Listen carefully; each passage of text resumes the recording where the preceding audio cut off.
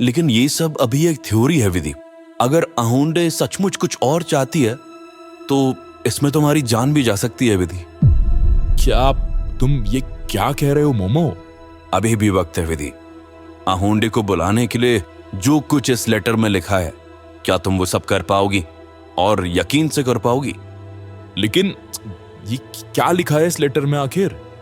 त्रयोदशी के दिन अहोंडे की मौत हुई थी और इसीलिए आने वाली त्रयोदशी जो कल है, ठीक उसी दिन विधि को लाल साड़ी, एक लाल मोतियों का हार और 5 गुलाब के फूल एक थाली में सजा के मुंबई के एक सुनसान बीच पर रात के 12 बजे रखकर आना होगा। वो भी वहां जहां रात के समय कोई भी आता जाता ना हो। थाली में विधि को एक चिट्ठी भी छोड़नी होगी, एक आखिरी पैगाम, और उसमें तुम्हें वो सब लिखना होगा जो तुम अहोंडे से चाहती हो। अगर तुमने ये सब सही तरीके से किया तो अहोंडे खुद वहां आएगी, और अगर हमने सही सोचा है तो हो सकता है कबीर भी लौट आए और अहोंडे का साया हम सब से हमेशा हमेशा के लिए हट जाएगा। गोल्डन बीच ही मुंबई का एक ऐसा बीच है जो रात में एकदम सुनसान हो जाता है। दिन में भी वहाँ लोग कम ही आते हैं। मोमो, एक बार सोच लो विधि, तुम सच में ये सब करोगी? यकीन है तुम्हें? हाँ मोमो, मैं कल रात 12 बजे ये जरूर करूंगी और अहोंडे को वहाँ अपनी आंखों से देखूंगी। विधि ने अहोंडे का सामना करने और अपने बेटे कबीर को वापस लाने के लिए इस आखिरी दाव को खेलने का फैसला कर लिया था। इस दाव में उसकी जान भी जा सकती थी, लेकिन उसका इरादा मजबूत था। नहीं विधि, तुम ऐसा नहीं कर सकती, ये सब बहुत खतरनाक है। मोमो, मुझे ये करना ही होगा। अहोंडे सच में है भी या नहीं, वो मुझे अपनी आंखों से विटनेस करना है। उस रात के बाद अगले दिन तक विधि, वजीर और मोमो ने अपने घर की एक एक लाल चीज को इकट्ठा करना शुरू किया ताकि उन सब चीजों को वो परमानेंटली हटा पाए। ये अहोंडे से अपने रिश्ते को तोड़ने का एक ही तरीका था।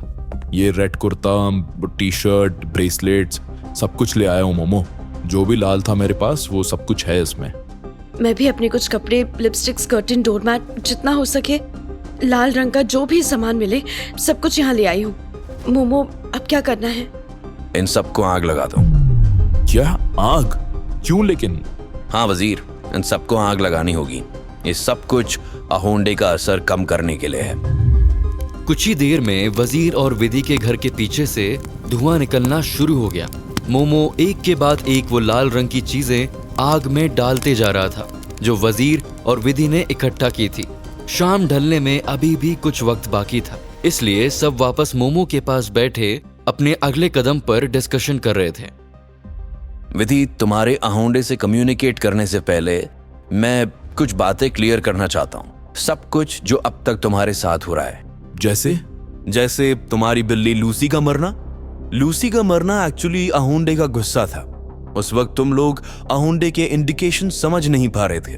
लूसी ने अहोंडे का गुस्सा अपने ऊपर ले लिया और तुम्हें बचाया। और वो हाथ के निशान जो हमारे घर के बाहर बने थे, वो क्या थे? वो रुक्मणी के थे। क्या रुक्मणी? तुम ये कह रहे हो कि? हाँ, मैंने तुम्हें पहले भी कहा था ना, अहोंडे तक पहुंचने में खतरा था और मैं तुम्हें उस काम में इन्वॉल्व नहीं कर सकता था। अहोंडे तक पहुंचने के लिए एक रिचुअल के चलते मुझे रुक्मणी से मदद लेनी पड़ी और मैंने ही उसे कहा था कि तुम्हें इस बारे में कुछ ना बताए। और जो वीकी के मुझे सपने में दिखती थी और अभी हाल ही में जब कबीर रूम में लॉक हो गया था, वो क्या था मोमो? देखो विधि, कबीर के जन्म से पहले जो तुम वीके को सपने में हर बार देख रही थी ना, हर जगह देख रही थी, वो तुम्हारे विजन्स थे जो अहोंडे तुम्हें भेजना चाहती थी। और जब कबीर का रूम भी लॉक हुआ था, वो भी उसी का हिस्सा था। मतलब अब तक जो भी हमारे साथ हो रहा था वो या तो तुम कर रहे थे या अहोंडे खुद? बिल्कुल, मैं तुम्हारी जान को जोखिम में नहीं डालना चाहता था और इसीलिए मैं और रुक्मणी तुम्हें बचाने के लिए उसके डायरेक्शंस को फॉलो करते रहे। कुछ तुम्हारे विजन्स थे और कुछ काम अहोंडे के साये ने कर दिया। ओवरऑल ये सब तुम्हें अहोंडे का असर लग रहा था, पर अहोंडे शायद हमसे कुछ कहना चाहती थी। अब मुझे पूरी बात समझ में आ रही है। जो हमने सोचा था वो बिल्कुल अलग है। वजीर, तुमने उस होटल में रूम बुक किया? कौन सा होटल विधि, और क्यों? हम गोल्डन बीच के सामने एक सी फेसिंग होटल बुक कर रहे हैं मोमो।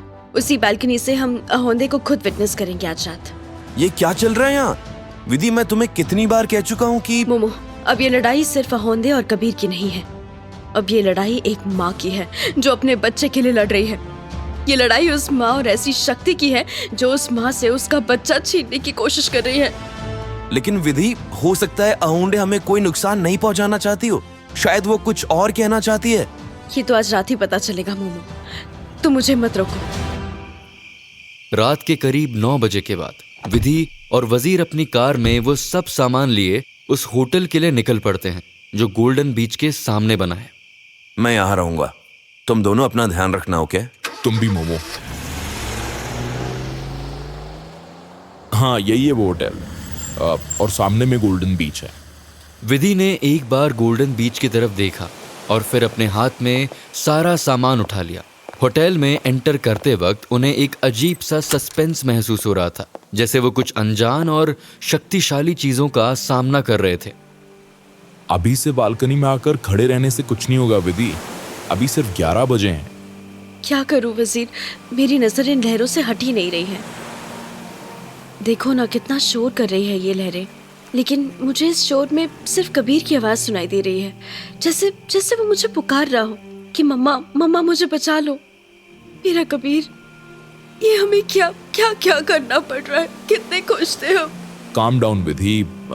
विधि, हम उसे ढूंढने की पूरी कोशिश कर रहे हैं, पुलिस भी अपने लेवल पर ट्राई कर रही है। कबीर जल्दी वापस आ जाएगा हमारे पास। तुम ऐसे हिम्मत नहीं हार सकती, ओके?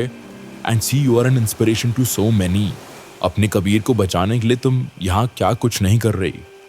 वजीर विधि की हिम्मत बढ़ाने के अलावा और कर भी क्या सकता था। हाल ही में कबीर उससे दूर गया था, लेकिन अब विधि थी जो अहोंडे के लिए ये रिचुअल करने और उसे अपनी आंखों से देखने के लिए अड़ी हुई थी। त्रयोदशी की रात 12 बज चुके थे। गोल्डन बीच पर समुद्र की लहरें भी अब थम चुकी थी। विधि अपने हाथ में एक साड़ी, एक लाल मोतियों का हार और 5 गुलाब के फूल से भरी थाली लिए होटल से उतरकर गोल्डन बीच की तरफ बढ़ रही थी।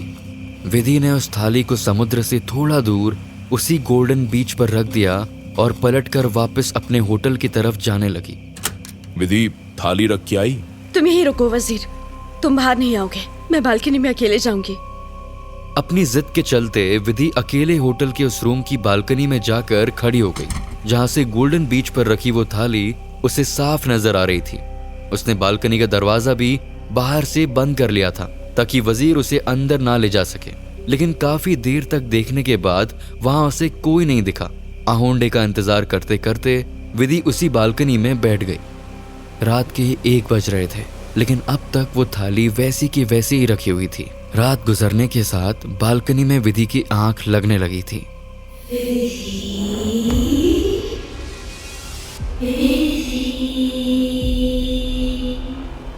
जैसे ही विधि की आंख लगी, उसे यह आवाज अपने कानों में सुनाई दी।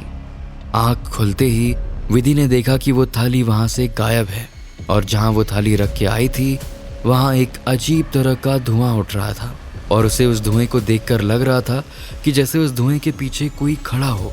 वो थाली कहाँ गई? विधि ने देखा उस धुएं में से एक लड़की की आकृति उभरकर सामने आ रही थी।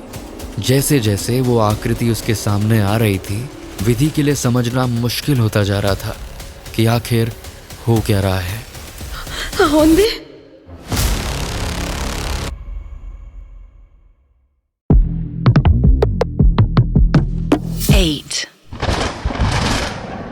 अहोंडे? कड़कती बिजली के साथ उस होटल की सारी लाइट्स एकदम से बंद हो गई। विधि का दिल जोर जोर से धड़क रहा था और थोड़ी ही देर में मौसम भी उसके मन की तरह पल पल बदलने लगा था। बारिश की बूंदें थप थप करके खिड़कियों पर पड़ने लगी। ये क्या हो गया? वो सच में अहोंडे थी क्या? क्या वो सच में यहाँ आई थी? विधि कुछ समझ नहीं पा रही थी, पर जैसे ही वो खुद को संभालने की कोशिश करती है, तभी उसने अपने कमरे की बालकनी में कुछ अजीब सी आवाज सुनी। मैं तुम्हारा इंतजार कर रही हूँ विधि। विधि ने घबरा कर अपने कमरे की तरफ पलट कर देखा। अचानक ही होटल की लाइट्स वापस आ गई थी और कमरे में एकदम से रोशनी फैल गई। उस रोशनी में विधि ने देखा कि सामने वजीर खड़ा था और अहोंडे की आवाज में वो विधि को पुकार रहा था, लेकिन उसका चेहरा कुछ अलग लग रहा था। उसकी आंखें बिल्कुल लाल हो चुकी थी और उसके गले में वो लाल मोतियों का हार था जो विधि ने अभी गोल्डन बीच पर थाली में रखा था। वजीर की आंखों में एक अजीब सी चमक थी जो पहले कभी नहीं देखी थी। आओ विधि। विधि के दिल में ये बात बिल्कुल साफ हो गई थी कि वजीर का शरीर अब आहोंडे के कब्जे में है। उसने अपनी सारी हिम्मत इकट्ठा की, अपने डर को पीछे छोड़ा और धीरे धीरे बालकनी से कमरे के अंदर कदम रखा। ये उसका इकलौता मौका था आहोंडे से सामना करने का और शायद कबीर को वापस पाने का भी। विधि ने अपने दिल और होश को संभालते हुए कमरे में कदम रखा। अब उसके सामने खड़ा वो वजीर नहीं, आहोंडे का प्रकोप था। मैं कब से तुम्हारा इंतजार कर रही थी विधि। इतने समय के बाद तुमने मुझे याद किया है। मुझे मुझे मेरा बेटा वापस दिलवा दो, भगवान के लिए मुझे मेरा कबीर वापस दिलवा दो। अगर देना ही होता तो मैं तुमसे उसे छीनती ही क्यों। तुम्हारा कबीर उन गुंडों के पास काफी परेशानी में था। मैंने सोचा क्यों ना उसे अपने पास ही रखूं। क्या कबीर तुम्हारे पास है? और अगर मैं कहूं कि तुम्हारा कबीर अब हमेशा के लिए मेरा होने वाला है तो मैं किसी भी हद तक जाऊंगी, मैं तुम्हें छोड़ूंगी नहीं। विधि का गुस्सा अपने चरम पर था। उसने गुस्से में वजीर की कॉलर को मजबूती से पकड़ लिया। वो जानती थी कि वजीर का सिर्फ शरीर था, उसके अंदर आत्मा सिर्फ आहोंडे की थी और विधि अपने गुस्से पर काबू नहीं रख पाई।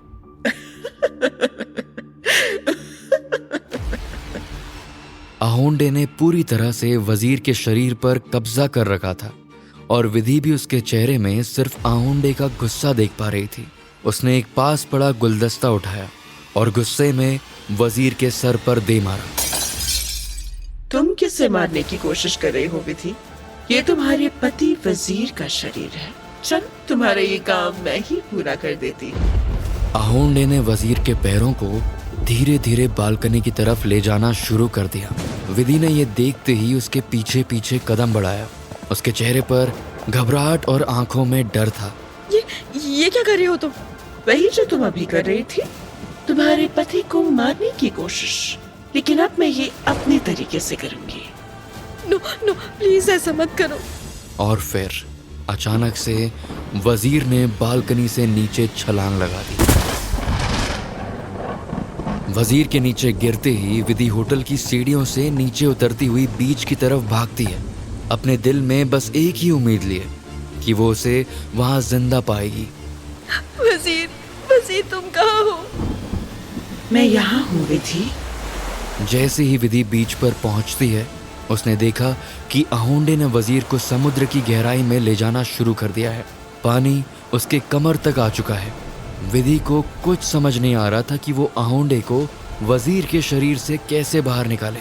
विधि दौड़ी हुई समुद्र में उसके पास पहुंचती है। वजीर ने आंखें खोलने की कोशिश की, लेकिन आहोंडे का प्रभाव उसके शरीर पर था। उसके सिर को बार बार पानी में डुबाया जा रहा था, जैसे किसी अनदेखी शक्ति ने उस पर पूरी तरह से कब्जा कर लिया हो। छोड़ दो उसे, भगवान के लिए छोड़ दो। एक पल के लिए वजीर ने अपने सर को पानी से ऊपर उठाया और आहोंडे के रूप में बोला, अगर नहीं छोड़ा तो? तुम आखिर चाहती क्या हो? तुम जो बोलोगी मैं करूंगी। बस वजीर को छोड़ दो और कबीर को मुझे वापस लौटा दो। मैं इसके लिए कुछ भी करूंगी, जैसा तुम बोलोगी वैसा करूंगी। अब आई ना काम की बात विधि। तुम्हें मुझसे एक सौदा करना होगा और वही करना होगा जो मैं तुमसे चाहूंगी। ठीक है, क्या करना होगा मुझे? विधि को अपने पति और अपने बच्चे को बचाने के अलावा और कुछ नहीं सूझ रहा था। आहोंडे वजीर के शरीर को विधि के पास ले आई और धीरे से उसके कान में कुछ कहा।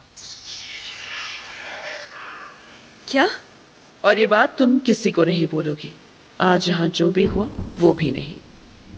विधि के सामने कुछ अजीब और भयानक शर्तें रखी गई थी, पर अब कबीर और वजीर को प्रोटेक्ट करने के लिए विधि को वो सारी शर्तें मंजूर थी। मंजूर है रानिया होंदे, लेकिन कबीर? मिल जाएगा। मैं जितना कह रही हूँ उतना करो। जाओ फिलहाल अपने कमरे में लौट जाओ। और वजीर? वजीर को कुछ नहीं होगा, तुम अपने कमरे में जाओ। आहोंडे की बात मान विधि जैसे ही अपने होटल के कमरे में पहुंचती है, उसने देखा कि उस कमरे में अब लाइट आ चुकी थी। कमरे के अंदर पहला कदम रखते ही उसने जो देखा उसे देखकर उसकी खुशी का ठिकाना नहीं रहा। कबीर! विधि ने देखा कि कबीर उस कमरे के बेड पर लाल गुलाबों से भरी एक टोकरी में सो रहा था। Kabir, my baby, are you okay? अब तुम मेरे पास हो, यू आर सेफ। विधि ने उसी वक्त कबीर को काफी देर अपने गले से लगाए रखा। वो कबीर को देखकर सब कुछ भूल गई। उसकी आंखों में खुशी के आंसू थे। देखते ही देखते आधा घंटा बीत गया। दरवाजे की खटखटाने की आवाज आते ही उसने कबीर को बेड पर सुलाया और जाकर दरवाजा खोला। विधि ने देखा कि दरवाजे के उस तरफ वजीर खड़ा था। उसके कपड़े एकदम सूख चुके थे और वो एकदम नॉर्मल दिखाई दे रहा था, लेकिन अब भी उसके शरीर पर इंजुरीज दिखाई दे रही थी। वजीर, तुम? वजीर कमरे में आते हुए बोला, क्या हुआ विधि? तुमने ही तो मुझे नीचे पानी की बोतल लाने के लिए भेजा था ना, बिकॉज ये लैंडलाइन नहीं चल रहा था, और अब ऐसे शॉक हो रही हो जैसे। वजीर की नजर ये बोलते हुए जैसे ही बेड पर सोते हुए कबीर पर गई, उसे अपनी आंखों पर विश्वास नहीं हुआ। कबीर? विधि, विधि ये सचमुच हमारा कबीर है ना?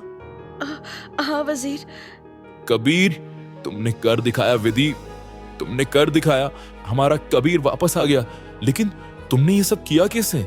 अभी यहाँ से घर तो चलो, सब बताती हूँ बाबा। विधि और वजीर उसी वक्त कबीर को लेकर अपने घर निकल जाते हैं। रास्ते में विधि वजीर के पूछने पर उसे एक झूठी कहानी बता देती है कि कैसे कबीर वापस आ गया।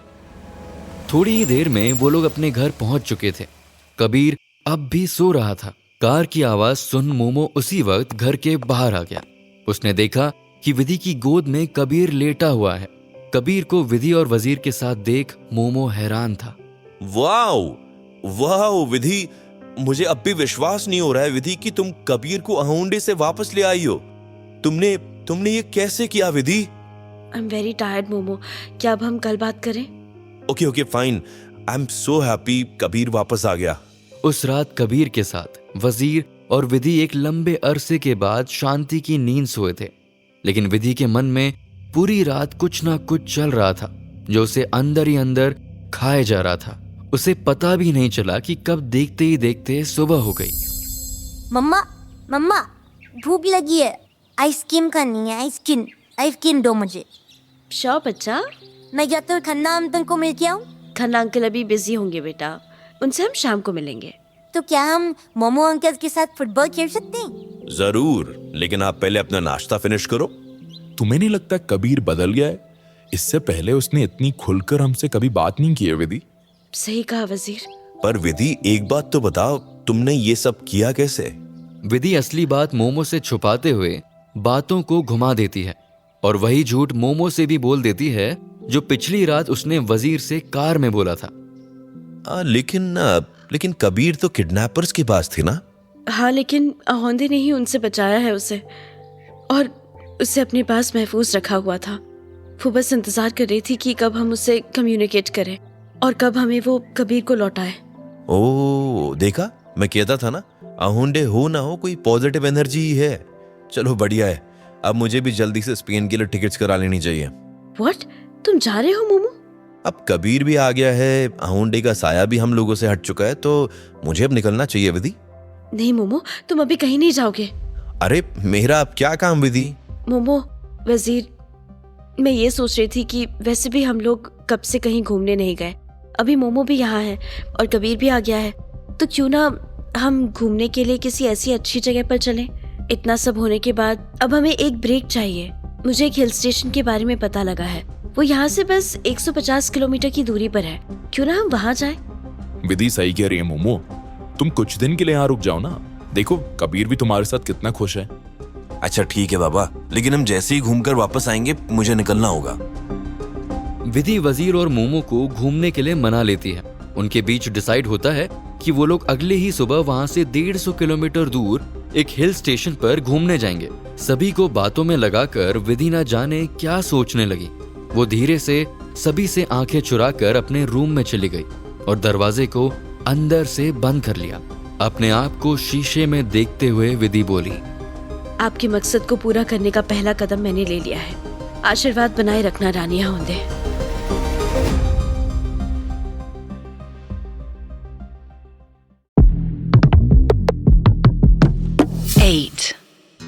काफी दिनों के बाद विधि और वजीर की खुशियां लौट आई थी। वजीर ने आज शाम सभी को कबीर के वापस आने की खुशी में एक छोटी सी ट्रीट भी दी थी। वजीर ने तो अपनी लाइफ से जुड़े आहुंडे के इस चैप्टर को उसकी हैप्पी एंडिंग मान लिया था, लेकिन विधि जानती थी कि ये अंत नहीं, शुरुआत थी एक नए कोहराम की, आहुंडे के बदले की। आज रात खाने के बाद मोमो घर की छत पर अकेले सिगरेट पी रहा था और इसी के साथ वो थोड़ा परेशान भी नजर आ रहा था। यार ये पर वीके की इस बुक में तो लिखा था कि कहानी के अंत में विधि कबीर को नहीं बचा पाएगी। कहीं विधि हमसे कुछ छुपा तो नहीं रही है? और अगर ऐसा नहीं है तो शायद ये कहानी का अंत नहीं है।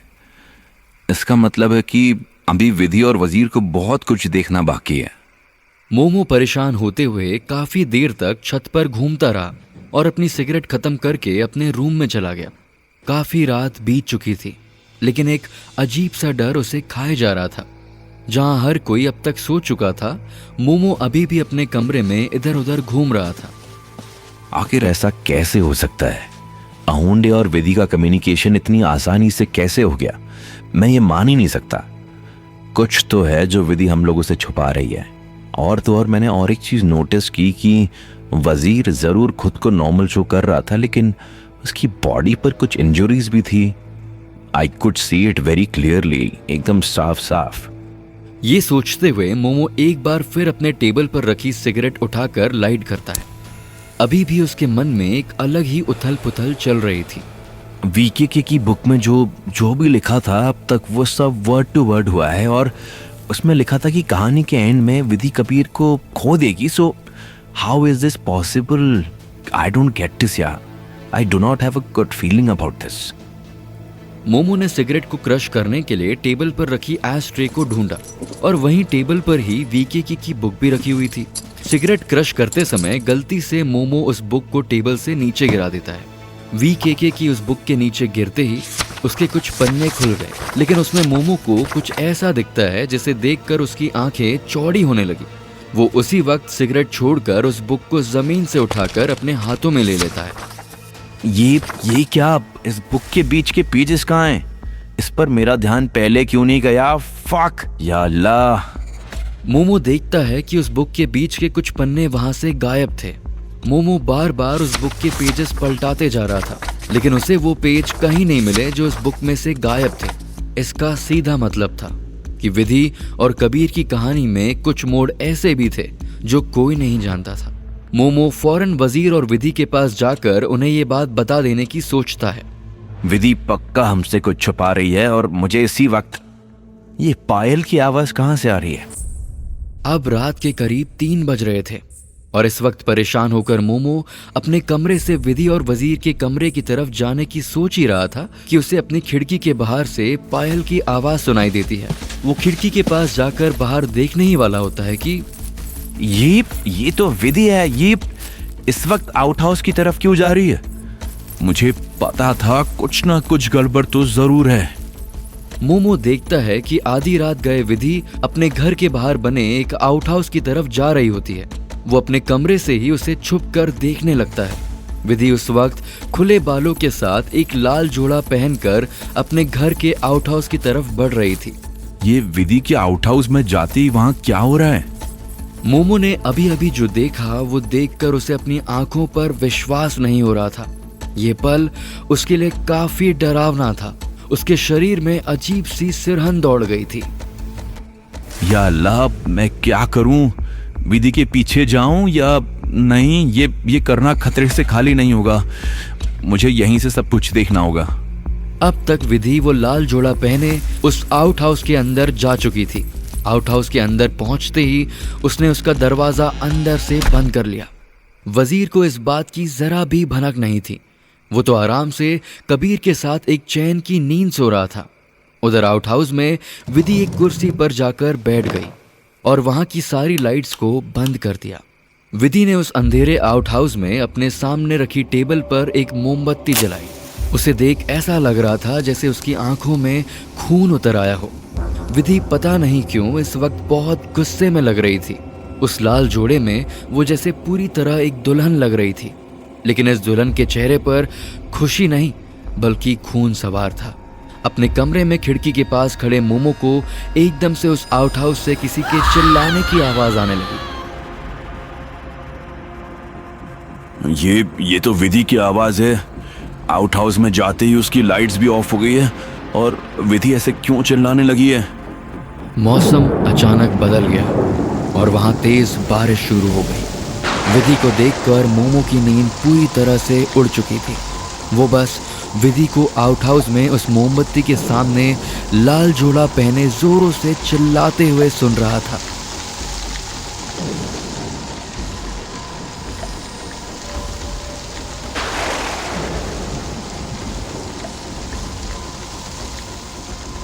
मोमो से रहा नहीं गया।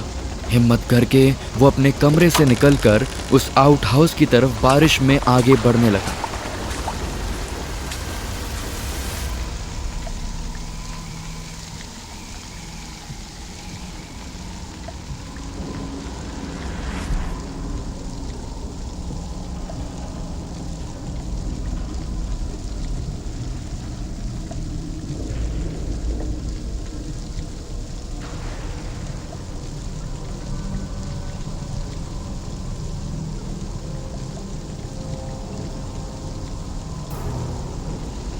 मोमो इस वक्त उस आउटहाउस के दरवाजे के बाहर खड़ा था।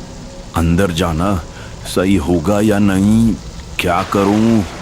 अब विधि ने अपने सर को ऊपर की तरफ किया और आगे बोलने लगी।